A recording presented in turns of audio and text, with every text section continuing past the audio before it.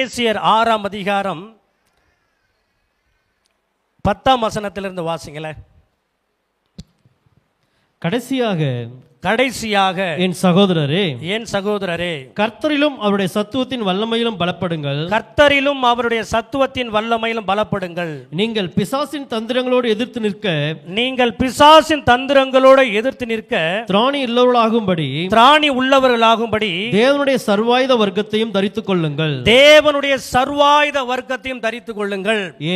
ஏனெனில் மாம்சத்தோடும் இரத்தத்தோடும் அல்ல, துரைத்தனங்களோடும் அதிகாரங்களோடும் இப்பிரபஞ்சத்தின் அந்தகார லோகாதிபதிகளோடும் வான மண்டலங்களில் பொல்லாத ஆவிகளின் சேனைகளோடும் நமக்கு போராட்டம் உண்டு. வல்லமையை நாம் பெற்று பிராக்டிஸ் பண்ண வேண்டிய இரண்டாவது விஷயம் ஸ்பிரிச்சுவல் வார்ஃபேர். பக்கத்தில் கையப்பிடி சொல்லுங்க, ஆவிக்குரிய யுத்தம்.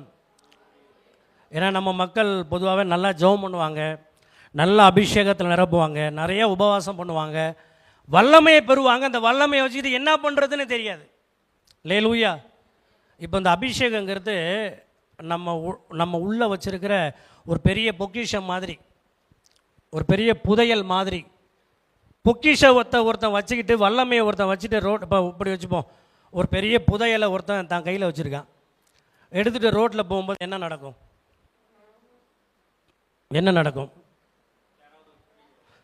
யாராவது இல்லை, எல்லாருமே நம்மகிட்ட பிரச்சனை பண்ணுவான்.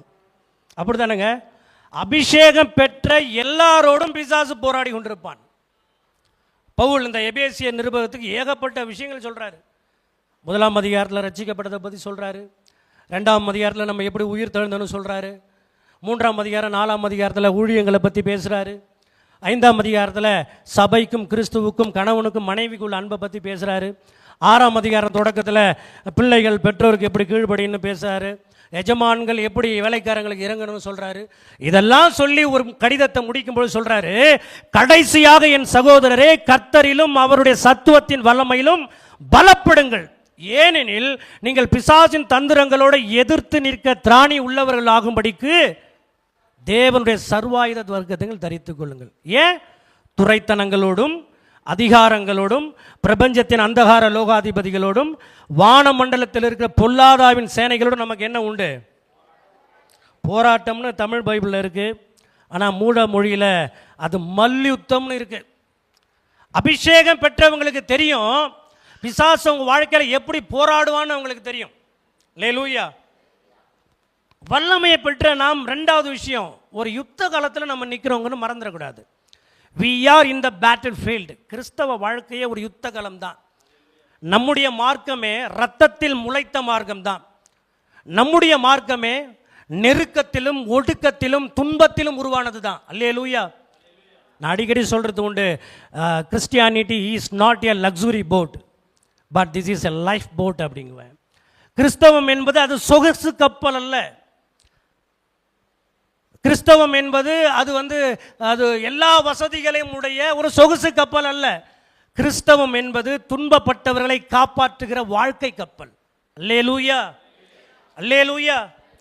பாருங்க, இந்த ஆவிகளோடு நமக்கு போராட்டம் உண்டு. எப்பொழுதும் நம்மளோட பிசாசு போராடிக்கிட்டே இருப்பான். நம்ம ஒரு யுத்த காலத்தில் நின்றுக்கிட்டு இருக்கிறோம்.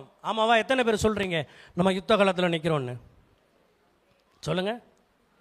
நம்ம யுத்த காலத்தில் நிற்கிறோம். நான் மாமியாருக்கு மருமகள் நடக்கிற சண்டை, அதை பற்றி நான் சொல்லலை. அது வேற யுத்த காலம். அது இந்த பிசாசு கூட கொஞ்சம் ஓய்வாம்பு இருக்குது, அங்கே இந்த பிரச்சனை ஓயவே ஓயாது.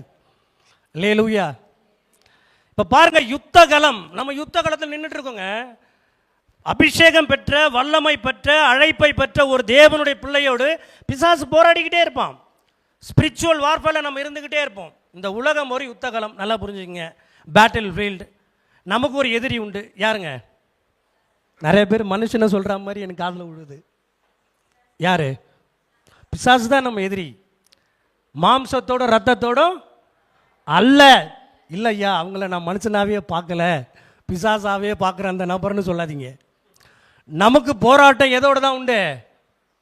மாம்சத்தோடும் இரத்தத்தோடும் அல்ல, துரைத்தனங்களோடும் அதிகாரங்களோடும் பிரபஞ்சத்தின் அந்தகார லோகாதிபதிகளோடும் வானமண்டல பொல்லாதாவின் சேனைகளோடும் உங்களுக்கு மல்யுத்தம் உண்டு, குத்து சண்டை உண்டு. அல்லேலூயா. நம்ம எந்த செகண்ட்ல விழுந்து போவோம், நம்ம எப்படி வீழ்த்தலாம், பாவத்தில் எப்படி தள்ளலாம், எப்படி பின்னோக்கி இழுக்கலாம் அப்படின்னு பிசாசு என்ன பண்ணிக்கிட்டு இருப்பான் சொல்லுங்களேன். அவன் பிளான் பண்ணிக்கிட்டே இருப்பாங்க.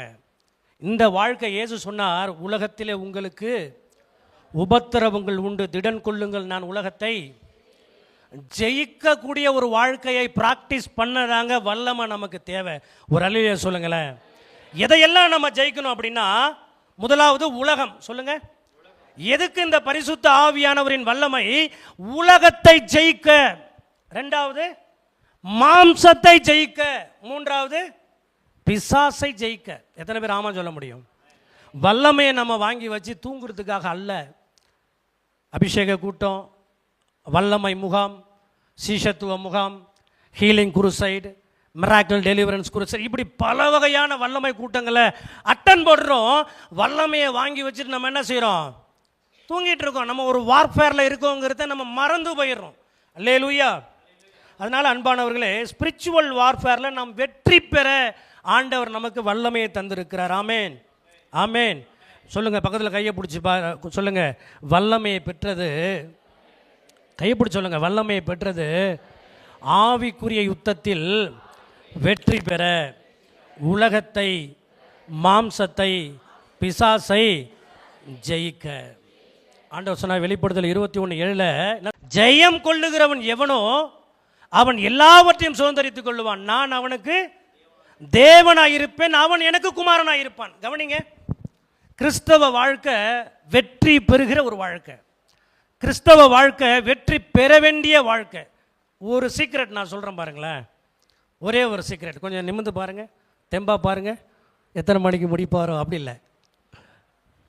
டைம் சொல்லிட்டாங்க, அக்கா டைம் சொல்லிட்டாங்க. ஏற்கனவே இந்த யுத்தத்தில் ஏற்கனவே வெற்றி பெற்ற ஒரு அணியின் பக்கத்தில் தான் நம்ம நிற்கிறோம். ரெண்டு கரங்களை தட்டுங்க.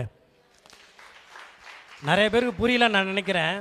இந்த யுத்தத்தை, இந்த போராட்டத்தை, இந்த பாவ சோதனையை, இந்த வியாதிகளின் போராட்டத்தை, கொடூரமான இரவுகளை நான் எப்படி ஃபேஸ் பண்ண போறேன்னு நீங்கள் கேட்டிங்கன்னா, ஆல்ரெடி நம்ம ஜெயிச்ச வெற்றி பெற்ற அணியின் பக்கத்தில் இருந்தால் நம்ம போராடுறோம். அல்லேலூயா. இந்த 7 சபைகளுக்கு பார்த்தீங்கன்னா ஆண்டவர் இதை மட்டும் சொல்லுவார், ஜெயம் கொள்ளுகிறவன் எவனோ சொல்லுவாரா? ஜீவ விருட்சத்தின் கனியை கொடுப்பேன். ஜெயம் கொள்ளுகிறவன் எவனோ சொல்லுங்க, குறிக்கல்ல கொடுப்பேன். ஜெயம் கொள்ளுகிறவன் எவனோ அவனுக்கு மன்னாவை கொடுப்பேன் சொல்றாரா? ஜெயம் கொள்ளுகிறவன் எவனோ புதிய நாமத்தை தருவேன். இது எல்லாமே ஜெயம் பெறுகிறவர்களுக்கு. இன்றைக்கு ஆவியானவருடைய வல்லமை எதற்காக? நாம் வெற்றி உள்ள வாழ்க்கை வாழ்வதற்காக, ஒரு சக்சஸ்ஃபுல் கிறிஸ்டியானிட்டியை பிராக்டிஸ் பண்ணுவதற்காக. அல்லேலூயா. இன்னைக்கு நிறைய பேரோட பிசாசு போராடிக்கிட்டு இருப்பான், ஆமாவா? ஒரு தேவ மனிதர் சொல்றாரு, உங்களோட பிசாசு போராடலைன்னா அவனுடைய கையை பிடிச்சி நீங்கள் நடந்துக்கிட்டு இருக்கீங்கன்னு சொல்கிறாரு. பிசாசு உங்களோடு போராடலைன்னா அவன் உங்களுக்கு உற்ற நண்பனாக இருக்கிறான்னு ஒரு ஊழியார் சொல்கிறாரு. ஜான் பெவியர்னு சொல்கிற ஒரு தேவ மனிதர். நமக்கு போராட்டம் உண்டு, சபையோடு பிசாசுக்கு போராட்டம் உண்டு. அல்லேலூயா. இந்த போராட்டம், இந்த யுத்தம் எது வரைக்கும் நடக்கும் தெரியுமா? எங்கே ஆரம்பித்தது? ஆதியாகமம் 3ஆம் அதிகாரம் 15-16 ஆரம்பித்தது. அது அர்மகெடோன் யுத்தம் வரைக்கும் போகுது. வெளிப்படுத்தல் 19ஆம் அதிகாரம் 11, 12, 13 பார்த்தீங்கன்னா, அன்றியும் பரலோகம் திறந்திருக்க கண்டேன், வெள்ளை குதிரை மேலே ஒருவர் ஏறி இருந்தார், ரத்தத்தில் தோய்க்கப்பட்ட வஸ்திரத்தை உடுத்திருந்தார், ராஜாதி ராஜா கர்த்தாதி கர்த்தா என்னும் நாமம் அவருடைய வஸ்திரத்தின் மீதும் தொடையின் மீதும் எழுந்திருந்தது. இதெல்லாம் இருக்கா? உண்மையும் சத்தியமும் உள்ளவர் என்று அழைக்கப்பட்டார். பரலோகத்தின் சேனைகள் வெண்மையும் பரிசுத்தமுமான வஸ்திரம் தரித்து ஆட்டுக்குட்டியானவருக்கு பின்னால் போனாங்க. அப்பொழுது புறஜாதிகளை வெட்டும் பட்டயம் அவர் வாயிலிருந்து புறப்பட்டது. அப்பொழுது அர்மேகதோன் யுத்தம் நடந்துகிட்டு இருக்கும்பொழுது ஒரு பெரிய தேவதூதன் சூரியன் மேலே நின்று சொல்கிறான், ஆகாயத்து பறவைகளே, மகாதேவன் கொடுக்கும் விருந்துக்கு வாங்க. ஏன்? ஒரு பக்கம் இயேசு கிறிஸ்துவும் அவருடைய திருச்சபையாகிய மணவாட்டி நிற்பாங்க, இன்னொரு பக்கம் அர்மேகதோன் யுத்தத்தில் இன்னைக்கு உலகத்தில் சொல்லப்படுகிற எல்லா வல்லரசு நாடுகளும் அதனுடைய அணு ஆயுதங்களும் சிறப்பான டேங்கர்ஸும் ஹெலிகாப்டரும் எல்லா இராணுவத்தோடு அங்கே அந்தி கிறிஸ்து தலைமையில் அங்கே நிற்கும். இவர்களெல்லாம் ஆட்டுக்குட்டியானவரின் வாயின் பட்டயத்தினாலே கொல்லப்படுவார்கள். அப்போ அந்தி கிறிஸ்துவும் கள்ள தீர்க்கதரிசியும் உயிரோடு பிடிச்சு அக்னி கடல்ல கொல்லப்படுவான். மற்ற எல்லாரும் மிருகத்தோட முத்திரையை தரிச்சவங்க, சுயாதீனர்கள், அடிமைகள், ராஜாக்கள், சேனை தளபதிகள், அதிபதிகள்லாம் எல்லாரும் செத்து போய் கிடப்பாங்க. அவர்களுடைய மாமிசங்களை சாப்பிடுவதற்கு ஆகாயத்து பறவைகள் பூமியில் இறங்கும். நம்முடைய யுத்தம் இன்னைக்கு நம்ம போராடி கொண்டிருக்கிற இந்த ஆவிக்குரிய யுத்தம் எங்கே முடிவடையும் என்று சொன்னால் அது அர்மகெதோன் யுத்தத்தில் முடிவடைகிறது. பரிகரிக்கப்படும் கடைசி சத்துரு மரணம். ஒரு அலிலே சொல்லுங்களேன். ஏங்க பிசாசு போராடுவாங்க. நம்ம பரிசுத்தமா வாழாதபடிக்கு போராடுவான். நம்ம வெற்றியா வாழாதபடிக்கு போராடுவான். நம்ம நல்ல பிசினஸ் பண்ணக்கூடாதபடிக்கு போராடுவான். நம்ம ஆரோக்கியமாய் வாழாதபடிக்கு போராடுவான். பிசாசு தான் இவைகளை பண்ணிக்கிட்டு இருக்கான்னு தெரியாது உங்களுக்கு. ஆனால் என்ன சொல்லுவாங்க, மற்றவங்களை குறை சொல்லிட்டு உட்காந்துருப்பாங்க. ஆனால் ஸ்பிரிச்சுவலை டயக்னோசிஸ் பண்ணி பார்த்தோம்னா ஸ்பிரிச்சுவாலிட்டியில் நம்ம எங்கேயோ ஒரு இடத்துல கோட்டை விட்டுருப்போம். லேலூயா. பாருங்க அன்பானவர்களே, ஒரு ஸ்பிரிச்சுவல் வார்ஃபேரில் நின்று தினம்தோறும் நமக்கு எதிராக பிசாசு தொடுக்கிற அக்னி ஆஸ்திரங்களை, பாவ சோதனைகளை, வியாதிகளை, பலவீனங்களை, நெருக்கடியான சூழ்நிலைகளை மேற்கொள்ளதான் ஆவியானவர் நமக்கு வல்லமை கொடுத்திருக்கிறார். ஒரு அலிலே சொல்லுங்களேன். நிறைய பேருக்கு தங்க ஸ்பிரிச்சுவல் வார்ஃபேரில் இருக்காங்கன்னே தெரியாதுங்க. அதுக்கு நான் ஒரு சில அடையாளங்கள் சொல்கிறேன். உங்களோடு பிசாசு போராடிக்கிட்டு இருக்கான், உங்களோட ஆவிக்குரிய யுத்தம் நடந்துட்டு இருக்கு, உங்களோடு நீங்கள் கண்ணுக்கு தெரியாத பல விரோதிகள் உங்களோடு போராடி கொண்டிருக்கிறார்கள் என்பதை நீங்கள் எப்படி அறியலான்னா, அதில் முதல் ஒரு அடையாளம் சொல்கிறேன். Depressed and discouraged. டிப்ரெஷன். எத்தனை பேருக்கு டிப்ரெஷன் வருது? கை தூக்குங்க, சொல்லுங்க. இந்த உலகமே டிப்ரெஷனாக தான் பாஸ்டர் போய்கிட்டு இருக்கு. டிப்ரெஷன் வருது பார்த்தீங்களா? யாரோ ஒரு மனிதர் மூலமாக சொல்லப்பட்ட ஒரு வார்த்தை டிப்ரெஷனை ஆக்கிருமா? நான் பாருங்க, கொரோனா டைமில் ஐயா 3 மாதம் நான் டிப்ரெஷனில் இருந்தேன். ஊழியக்காரன், ஆண்டவரால் தேசத்தில் பல இடங்களில் பயன்படுத்தப்பட்டிருக்கேன். எப்படி நான் கிட்டத்தட்ட 100 நாட்கள் எனக்கு அந்த ஜுரம் குறையவே இல்லை. அவ்வளவு பாடுபட்டிருக்கேன். அந்த 100 நாள் அளவும் தேவ பிரசன்னத்தை நான் உணரவே இல்லை. ஒவ்வொரு நாளும் பிசாசு பேசுவான், இனி பிழைக்க முடியாது, இனி தேர மாட்டேன். அங்கே பாருங்க, கொரோனா வரல, கொண்டு போய் என்னை போட்டு விட்டாங்க. நான் தொட்டு ஜோம் பண்ண எல்லாரும் சுகமாகி போயிட்டான், என்னைய மட்டும் 15 நாள் பிடிச்சி வச்சு விட்டாங்க.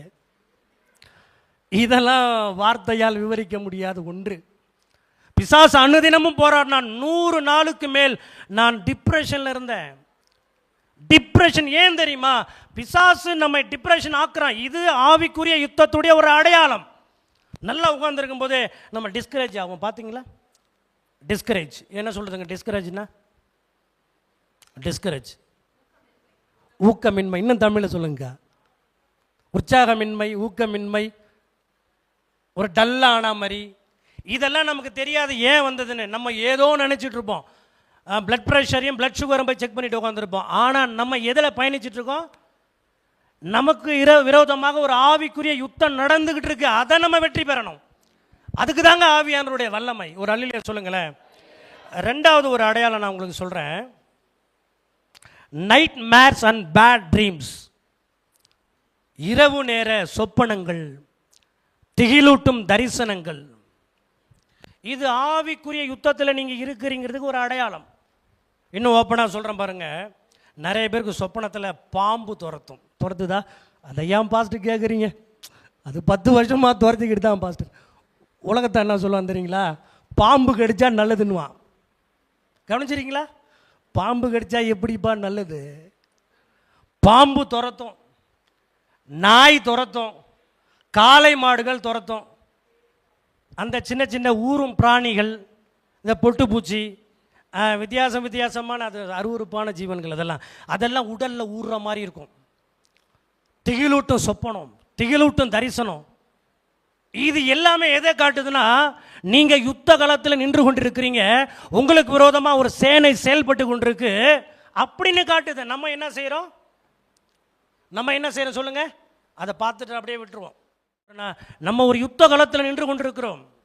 பிசாசு இரவு நேர சொப்பனங்கள், இரவு நேர தரிசனங்கள் இப்படி கண்ணா பின்னான்னு காட்டி நம்மளை என்ன பண்ணுவான்? பயமுறுத்துவான். இதுதான் நமக்கு ஆவிக்குரிய யுத்தத்துடைய இரண்டாவது அடையாளம். அவைகளை நாம் வெற்றி பெற வேண்டும். மூன்றாவது, attacked by lot of peoples directly. நேரடியாகவே மனிதர்கள் உங்களை தாக்குவாங்க, நேரடியாகவே உங்களை திட்டுவாங்க. பார்த்துருக்கீங்களா? நம்ம பஸ்ஸில் போனால் காசு கொடுத்து டிக்கெட் எடுத்தால் என்ன தர மாட்டான் சொல்லுங்க? அவன் எப்போ தருவானோ நம்ம முழங்கால் பட்டு ஜெபிக்கிற வரைக்கும் அவனை செய்ய மாட்டான், தரவே மாட்டான். நம்ம என்னைக்கு போய் ட்ரெயினில் ஏற போகிறோமோ அன்றைக்கி தான் இப்படி இருக்கும், ரொம்ப ரஷ்ஷாக இருக்கும். இதெல்லாம் கண்டினியூவாக நடந்துக்கிட்டே இருந்ததுன்னா, தேவையில்லாமல் ஒருத்தவங்களை சண்டை போட்டான்னா, தேவையில்லாமல் ஒருத்தன் வாகனத்தில் உங்களை மோதுற மாதிரி வந்தால், தேவையில்லாமல் உங்களை திட்டுனாங்க, என்ன இருக்குது சொல்லுங்கள். 2 வருஷத்துக்கு முன்னாடி என்னுடைய கூட பிறந்த அண்ணனுக்கு அப்புறம் ஆக்சிடெண்ட்டு. அவருக்கு இன்ஜெக்ஷன் பண்ணுறதுக்காக ஹாஸ்பிட்டலில் அந்த ரூமுக்கு நான் போயிருக்கேன். அங்கே போன உடனே அங்கே ஒரு 2 போலீஸ்காரங்க நிற்கிறாங்க, நர்ஸ் நிற்கிறாங்க, ஒரு சகோதரி நிற்கிறாங்க, எங்கள் அண்ணன் நிற்கிறாங்க. நான் பின்னால் நின்றுக்கிட்டு செல்லை ஏதோ பார்த்துட்டு நின்னேன். அவ்வளோதான். அங்கே இருந்த சகோதரி அந்த இன்ஜெக்ஷனை பிடுங்கி அந்த நர்ஸையும் அந்த காவலாளிகளும் குத்துறதுக்கு ஓடுது. இது எனக்கு என்ன நடக்குதுன்னு எனக்கு தெரியல. எங்கள் அண்ணன் திரும்பி, முதல்ல நீ வெளியே போடான்னாரு. என்னடா வெளியே போடான்னு இவ்வளோ ரஷ்ஷாக பேசுகிறார் அண்ணன், வாப்பா போப்பான்னு பேசுகிறவர். அப்புறம் பார்த்தா அங்கே ஒரு ஆவிக்குரிய யுத்த காலம் நடந்திருக்கு. உள்ளே இருந்து ஆவி என்ன பண்ணுது, மேனிஃபெஸ்ட் ஆகுது. இதை நான் அனுதினமும் வாழ்க்கையில் பார்க்குறேன். ட்ரெயினில் போகும்பொழுது பக்கத்தில் உள்ள மயங்கி விழுந்துருவான், ஏன்னே தெரியாது. பார்த்தா அவனுக்கிட்ட ஆவி போராடிட்டு இருக்கும். நீங்கள் உட்காந்துருப்பீங்க, பக்கத்தில் உள்ள கொட்டாய் விட்டுக்கிட்டே இருப்பான், விடுவானா சொல்லுங்க? ஏன் தெரியுமா? உங்களுக்குள்ள இருக்கிற வல்லமை மேனிஃபெஸ்ட் ஆக ஆக அங்கே பிசாசால் என்ன பண்ண முடியாது, இருக்க முடியாது. நீங்கள் பெரிய பொக்கிஷத்தை, பெரிய புதையலை உள்ளே வாங்கி வச்சுட்டு உட்காந்துருக்கீங்க. அது உங்களுக்கு அதனுடைய மதிப்பு தெரியல. யாருக்கு தெரியுது? பிசாசுக்கு தெரியுது. வல்லமையை ஆண்டவர் நமக்கு தந்தது ஆவிக்குரிய யுத்தத்தில் வெற்றி பெற. 4வது அடையாளம் என்ன சொன்னேன்? காரணம் இல்லாமல் சண்டைக்கு வருவாங்க, காரணம் இல்லாமல் திட்டுவாங்க. அதுக்கப்புறம் ஓவர்வெல்மிங் ஃபியர் அண்ட் ஆன்டிசிபேஷன். அது என்ன? Overwhelming anticipation and fear. காரணம் இல்லாமல் அது எப்படி இருக்கும் சொல்லுங்க? காரணம் இல்லாமல் ஒரு பயம் வரும். பார்த்துருக்கீங்களா? பயம் வருமா? எத்தனை பேருக்கு பயம் வந்திருக்கு? காரணம் இல்லாத ஒரு பயம் வரும், தேவையில்லாமல் ஒரு அச்சம் வரும், ஒரு திகில் வரும். அப்போ பிசாசு நம்மளோட போராடிட்டு இருக்கான்னு அர்த்தம். 5வது ஒரு அடையாளத்தை நான் சொல்கிறேன், ஃபீலிங் ஷேம்.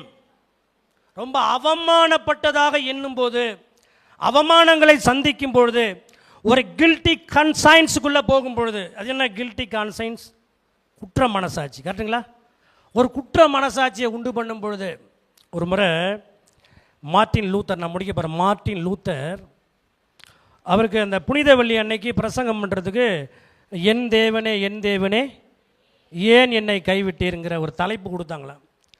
அண்ணன் உட்காந்து பிரசங்கம் ரெடி பண்ணிக்கிட்டே இருக்கும் பொழுது பிசாசு பேசினானா, நீ எவ்வளோ பெரிய பாவி, நீ போய் பிரசங்கம் ரெடி பண்ணுறிய. நான் சொல்கிறத அப்படியே எழுதுனானா பிசாசு. ஒவ்வொரு பாயிண்டாக எழுதுனா 100க்கு மேலே போதான். அவ்வளவு பாவங்களை பண்ணியிருந்தார்.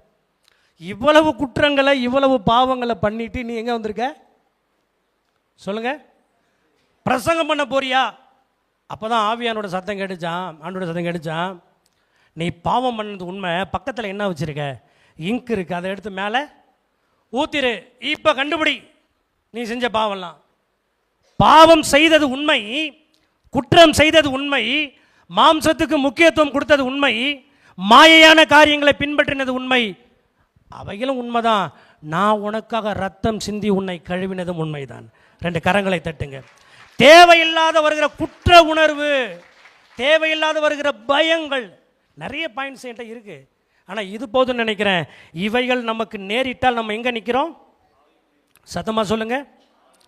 நம்ம ஆவிக்குரிய யுத்தத்தில் நிற்கிறோம். இன்றைக்கி நிறைய மாடர்ன் கிறிஸ்டியானிட்டி வந்து ஸ்பிரிச்சுவல் வார்ஃபேர்லாம் ஏற்றுக்கிடவே மாட்டாங்க, அதை ஒத்துக்கிடவே மாட்டாங்க.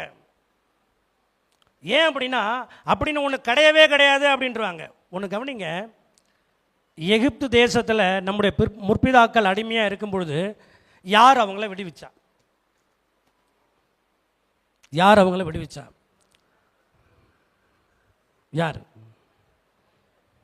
கர்த்தர் விடுவித்தார். அவங்களுக்காக யுத்தம் பண்ணி விடுவித்தார். சரி, அடிமைத்தன வீட்டிலேருந்து நம்ம வந்துட்டோம். இப்போ ராஜ்யத்தை சுதந்திரிக்கணும். எந்த ராஜ்யம்? கானான் தேசத்தை சுதந்திரிக்கணும். மேலே லெபனான், தெற்கே கீழே நைல் நதி, மேற்கே எகிப்து, கிழக்கே ஐப்ராத் நதி, கிட்டத்தட்ட இன்னைக்கு 10 தேசங்கள் அதில் இருக்கு. இவைகளை ஆக்குபைட் பண்ண, இன்ஹெரிட் பண்ண, இவைகளை சுதந்திரிக்க என்ன செய்யணும்? அப்படியே இவங்க பெரிய சேனையோடு வந்த உடனே அந்த 7 ஜாதிகளை, டேய் மரியாதையாக போயிருங்க, நாங்கள் குடியிருக்க போகிறோன்னு சொன்னால் போயிடுவாங்களா? போக மாட்டாங்க. யுத்தம் செஞ்சு தான் சுதந்திரிச்சாங்க. ஏங்க, நம்ம ரட்சிக்கப்படுவதற்கு முன்பு தேவன் நமக்காக யுத்தங்களை செய்து நம்மை விடுவித்தார். ஆனால் ரட்சிக்கப்பட்ட பின்பு யுத்தங்களை நாம் செய்ய வேண்டும். ஜெயத்தை தேவன் தருவார். 2 கரங்களை தட்டுங்க. ஒரு ஆவிக்குரிய யுத்தத்தில் நம்ம நின்றுட்டு இருக்கிறோம். அதை நம்ம முழுசா கவனிக்கணும். இன்னைக்கு ஆவியானவருடைய வல்லமை எதற்கு தெரியுமா? முதலாவது சாட்சியாய் வாழ, 2வது ஆவிக்குரிய யுத்தத்தில் வெற்றி பெற. அல்லேலூயா. 3வது ஒரே ஒரு காரியத்தை சொல்லி முடிக்கிறேன். அப்போஸ்தலர் 10:38. அப்போஸ்தலர் 10:38. நசரேயனாகிய இயேசுவை வாசிங்க. நசரேயனாகிய இயேசுவை தேவன் பரிசுத்த ஆவியினாலும் வல்லமையினாலும் அபிஷேகம் பண்ணினார். தேவன் அவருடனே கூட இருந்தபடியினாலே அவர் நன்மை செய்கிறவராயும் பிசாசின் வல்லமையில் அகப்பட்ட யாவரையும் குணமாக்குகிறவராயும் சுற்றி திரிந்தார். ஒரு ஆமென் சொல்லுங்களேன். பாருங்க, நசரேயனாகிய இயேசுவை தேவன் பரிசுத்த ஆவியினாலும், இன்னைக்கு நிறைய பேர் நினச்சிக்கிட்டு என்னன்னா அபிஷேகமும் வல்லமைன்னு ஒன்று நினச்சிட்டு இருக்கிறாங்க. இல்லவே இல்லை. அபிஷேகம் என்பது ஆவியானவரால் நிரம்பி இருக்கிற ஒரு அனுபவம். வல்லமை என்பது அடுத்த அனுபவம். அபிஷேகம், இயேசு கலிலேயாவிலிருந்து யோர்தானுக்கு வந்தாரா? ஞானஸ்நானம் பெற்ற உடனே நமக்கெல்லாம் தெரியும், வானம் திறந்தது, கர்த்தர் பேசினார், ஆவியானவர் இறங்கினார். அப்போ அடுத்து எங்கே போனார்? 40 நாள் இரவும் பகலும் சாத்தானால் சோதிக்கப்படுவதற்கு யார் கொண்டு போனான்? பரிசுத்த ஆவியானவர் தான் கொண்டு போறாரு. மத்தேயு 4:1 லூக்கா 4:1. ஆனால் லூக்கா 4:14 நீங்கள் வாட்சிங்கன்னா, பின்பு இயேசு ஆவியானவருடைய பலத்தினாலே கலிலேயாவுக்கு திரும்பி போனார். அவருடைய கீர்த்தி சுற்றிலும் இருக்கிற தேசம் எங்கும் பரம்பிற்று. இயேசு ஏற்கனவே அபிஷேகம் பெற்றுட்டாருங்க. கலிலேயா கடல்லேருந்து எந்திரிச்சு, யோர்தான் நதியிலேருந்து எந்திரிச்ச உடனே பெற்றுட்டாரு. ஆனால் வல்லமையை பெறுவதற்கு 40 நாள் ஆனது. Power is different than anointing. அபிஷேகம் பெறுவது முதல் அனுபவம், வல்லமையை பெறுவது 2வது அனுபவம். ஆமென். இன்னைக்கு தேவனுடைய பிள்ளைகளாகிய நீங்களும் நானும், திருச்சபையாகிய நீங்களும் நானும் ஆவியானவருடைய வல்லமையில் நிரம்பி இருப்பது அவசியம். நசரேயனாகிய இயேசுவை தேவன் பரிசுத்த ஆவியினாலும் வல்லமையினாலும் அபிஷேகம் பண்ணினார். தேவன் அவரோடு கூட இருந்தபடியினாலே அவர் நன்மை செய்கிறவராயும் பிசாசின் வல்லமையினால் அகப்பட்ட யாவரையும் குணமாக்குகிறவராய் சுற்றி. 3வது வல்லமை எதற்குன்னா, கட்டுகளை அவிழ்த்து வியாதிகளை குணமாக்கி ஒரு மிராக்கிள் மினிஸ்ட்ரியை செய்யறதுக்கு. ஒரு அலிலே சொல்லுங்களேன். அல்லேலூயா. இன்னும் ஒரே ஒரு வசனம், 1 தெசலோனிக்கேயர் 1:5. 1 தெசலோனிக்கேயர் 1:5. 1 Thessalonians chapter 1 verse 5. 1 தெசலோனிக்கேயர் 1:5. எங்கள் சுவிசேஷம் உங்களிடத்தில் வசனத்தோடு மாத்திரமல்ல, வல்லமையோடும் பரிசுத்த ஆவியோடும் முழு நிச்சயத்தோடும் உங்களிடத்தில் வந்தது. கவனிங்க, அப்போஸ்தலர்கள் பிரசங்கம் பண்ண பிரசங்கம் ஆவியானுடைய வல்லமையினால் நிரப்பப்பட்டதா இருந்தது. அல்லேலூயா. இன்னைக்கு நம்ம ஆண்டவருக்காக பேசுகிற ஒவ்வொரு வார்த்தைகளும் ஆவியானவருடைய வல்லமையினால் நிரப்பப்பட்டதாக இருக்கணும். ஒரு வல்லமையான ஒரு ஊழியத்தை நம்ம செய்யணும். அல்லேலூயா. 3வது வல்லமை எதுக்கு? சுவிசேஷம். என்ன கேட்டிங்கன்னா, சுவிசேஷம் என்பது வாயினால் சொல்லுகிற ஒரு அனுபவம் இல்லவே இல்லை. இன்றைக்கி நம்ம சொல்கிற சுவிசேஷமும் அப்போஸ்தலர்கள் செஞ்ச சுவிசேஷமும் டிஃப்ரெண்ட். அவங்க அற்புதங்களை, கிரியைகளை, சுவிசேஷத்தை கிரியைகளை காமிச்சாங்க. நான் சொல்கிறது கரெக்டுங்களா? அப்போ இன்றைக்கி சுவிசேஷம் நாம் எப்படி அறிவிக்கணும்னா, அற்புத அடையாளங்களோடு. நீங்கள் வசனத்தில் பைபிள் பார்க்கலாம். இயேசு ஒரு அற்புதம் செஞ்ச உடனே அந்த பட்டணத்தில் அநேகர் அவர் மீது விசுவாசமானார்கள்னு இருக்குது. ஒரு அலையிலே சொல்லுங்களேன்.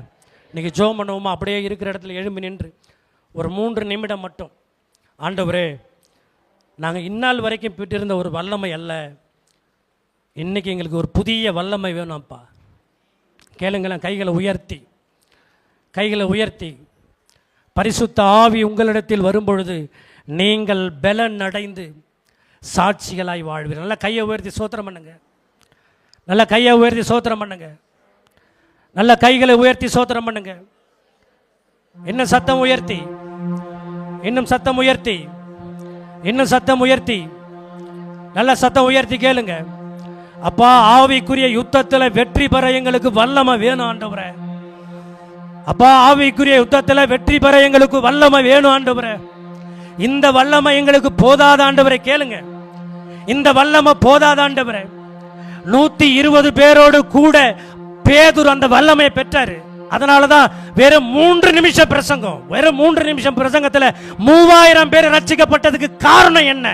இன்னைக்கு 3000 பிரசங்கம் ஒவ்வொரு நாளும் பண்ணப்படுது உலக அளவில். ஆனா 3 பேர் கூட ரட்சிக்கப்படல. யோசிங்க, ஒப்பு கொடுங்க. ஆண்டவரே, அப்பா உங்க வல்லமையினாலே எங்களை நிரப்புங்கப்பா. அப்பா உங்க வல்லமையினாலே எங்களை நிரப்புங்கப்பா. உங்க வல்லமையினாலே நிரப்புங்கப்பா. நல்ல சத்தம் உயர்த்தி கேளுங்க, சத்தம் உயர்த்தி கேளுங்க. என் நாமத்தினாலே நீங்கள் எவைகளை கேட்டாலும் அவைகளை செய்வேன்னு சொன்னாரு. ஆண்டவர்கிட்ட கேளுங்க, ஆண்டவரே, ஓ பரிசுத்த ஆவியானவரின் நிறைவை என் மேல் ஊற்றுங்க. பரிசுத்த ஆவியானவரின் வல்லமையை என் மேல் ஊற்றுங்க. நல்ல ஆவில் நிரம்பி கேளுங்க, ஆவில் நிரம்பி கேளுங்க. ஹல்லேலூயா, ஹல்லேலூயா, ஹல்லேலூயா, ஹல்லேலூயா, ஹல்லேலூயா. ஓ ராபா ஷாதா ராபா காபா லாதாரா ரிகாதா நா பாபா பா லாதாரா ஷே. அப்பா நிரப்புங்க, நிரப்புங்க, நிரப்புங்க, நிரப்புங்க, நிரப்புங்க. அக்கினி எரியட்டும், அக்கினி எரியட்டும், அக்கினி எரியட்டும், அக்கினி எரியட்டும். கர்த்தருடைய அக்கினி எரியட்டும், அக்கினி எரியட்டும், அக்கினி எரியட்டும், அக்கினி எரியட்டும். அப்பா உம்முடைய வல்லமை இறங்கட்டும், வல்லமை இறங்கட்டும், வல்லமை இறங்கட்டும்.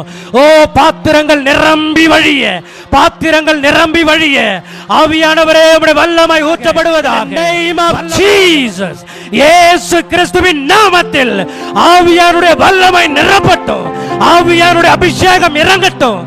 எரியட்டும், எரியட்டும், எரியட்டும், எரியட்டும். அக்கினி எரியட்டும், அக்கினி எரியட்டும், அக்கினி எரியட்டும், அக்கினி எரியட்டும். தேவ அக்கினி எரியட்டும், தேவ அக்கினி எரியட்டும், தேவ அக்கினி எரியட்டும்.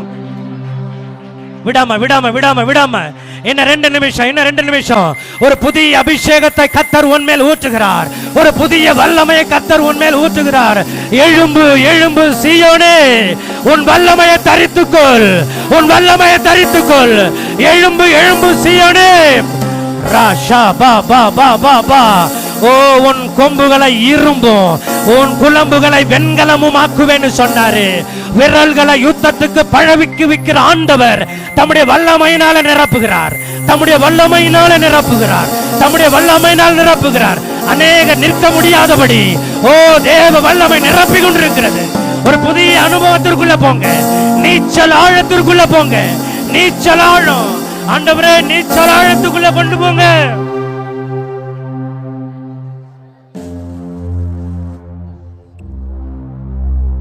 சொல்லுங்க, அப்பா கணுக்கால் அளவு போதாது ஆண்டவரே, முழங்கால் அளவு போதாதப்பா, இடுப்பு அளவு போதாது ஆண்டவரே.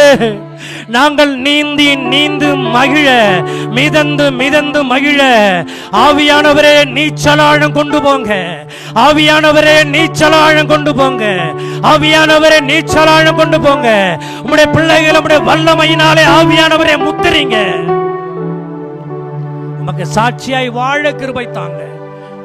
பாவங்களை மேற்கொண்டு, உலகத்தை மேற்கொண்டு, சிற்றின்பங்களை மேற்கொண்டு, இச்சைகளை மேற்கொண்டு, பண ஆசைகளை மேற்கொண்டு, உலகத்தை மேற்கொண்டு ஓ இயேசுவை போல வாழ, இயேசுவை போல சாட்சியாய் நிற்க வல்லமை தாங்க. அனைத்து நடக்கிற ஆவிக்குரிய யுத்தத்தில் நாங்கள் வெற்றி பெற்று ராஜ்யத்தை சுதந்தரிக்க வல்லமை நிரப்புங்க. ஒரு வல்லமையான ஊழியத்தை செய்ய ஜெபிப்போமா? அப்படியே உங்க வலது கரத்தை இருதயத்தில் வச்சுக்கோங்க.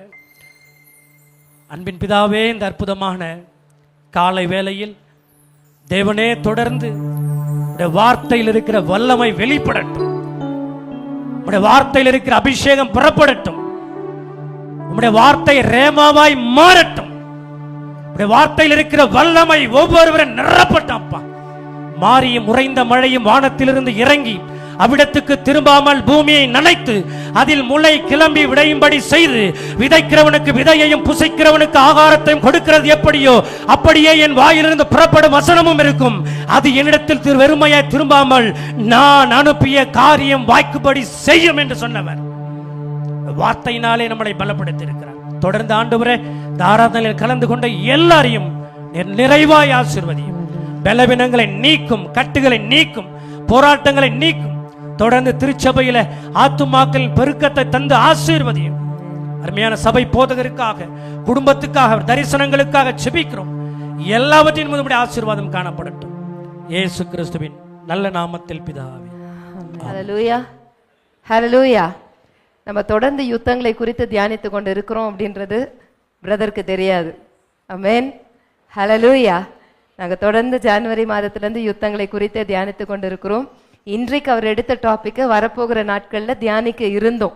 அடுத்த அர்மகதான் வாரம் நாங்கள் தியானிக்கிறதுக்காக டாபிக்ஸ் ரெடி பண்ணி வச்சிருக்கிறோம்.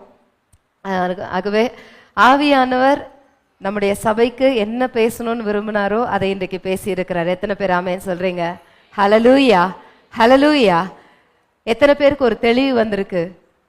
கெட்ட கெட்ட கனவு வருது, பாம்பு வருது, மாடு துரத்துது, நாய் துரத்துது, இதெல்லாம் வந்தா நம்ம எதுல இருக்கிறோம்? ஆவிக்குரிய யுத்தத்துல இருக்கிறோம்.